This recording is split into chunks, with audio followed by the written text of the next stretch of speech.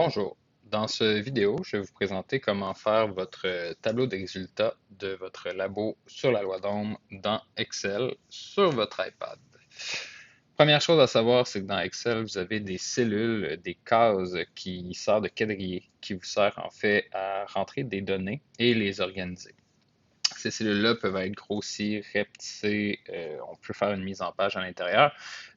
Et donc, la première chose à faire, c'est de prendre chacune des cellules et toujours mettre une seule information à l'intérieur. Donc, moi, ce que j'ai fait, c'est que j'ai entré la tension en vol, j'ai marqué mes données et j'ai pris la peine de mettre 1,5 et non pas 1,5 parce que sur ma version qui est en français, on doit toujours mettre des virgules. Si vous avez votre iPad qui a été configuré en anglais, assurez-vous de mettre le chiffre avec un point plutôt qu'une virgule, sinon il n'y a plus rien qui va fonctionner. On voit que les informations ont donc été rentrées. La première chose que je vais m'assurer, c'est d'avoir la bonne largeur des cellules. Donc, j'ai juste à sélectionner la case, donc le B, ici le C, pour m'assurer que toute l'information va rentrer. On le voit ici avec Ampoule. Là. Ampoule est rendu sur l'autre colonne, donc on va juste élargir le tout. Et par la suite, question de mise en page, on va aller centrer un peu toutes nos informations. Donc, je sélectionne tout mon tableau. Je m'en vais sur les trois petites lignes avec les trois petits points dans le haut et je vais dire de centrer autant en alignement au bas que gauche-droite. Et donc, ça va me permettre d'avoir un tableau qui est peut-être un petit peu plus propre.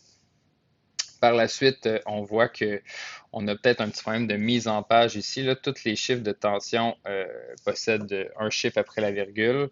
Donc, je vais juste m'assurer d'ajouter une décimale pour toute ma colonne. Et même chose pour le courant. On voit qu'il y a deux chiffres après la virgule pour toutes mes données, mais pas pour la valeur de 0. Donc, je vais aller ajouter des décimales pour augmenter un peu de précision puis avoir une plus belle mise en page. Quand toutes mes données sont bien organisées, tout est bien clair, tout ce qui me reste à faire, c'est les bordures de mon tableau. Donc, je vais aller sélectionner premièrement chacune des cases qui est dans le haut et prendre uniquement les bordures extérieures. Ça me permet de ne pas mettre de ligne entre le mot de tension et l'unité de mesure qui est en volts.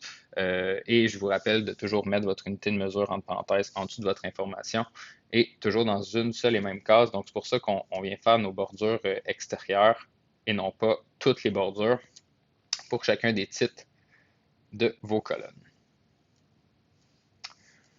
Finalement, dernière chose, on va aller rajouter notre bordure à travers tout le reste du tableau. Et on se ramasse donc avec un tableau qui est relativement complet.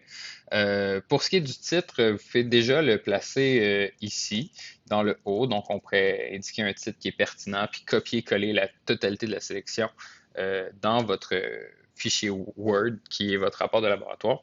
Sinon, ben, vous pouvez aussi simplement copier-coller votre tableau et l'insérer dans votre fichier Word avec titre ou sans titre. Là. Donc, c'est comme vous voulez. Il ne faut juste pas oublier de mettre un titre là, qui est pertinent avec un numéro pour votre tableau s'il y a plusieurs tableaux à votre rapport de laboratoire. Et en bonus, si jamais vous voulez faire un peu plus de mise en page, vous pouvez aussi mettre un petit fond là, de couleur, par exemple pour les titres des colonnes dans le haut. Donc, ça permet aussi de faire ça si jamais vous voulez mettre un peu plus de beauté à votre tableau. Donc, en espérant vous avoir aidé.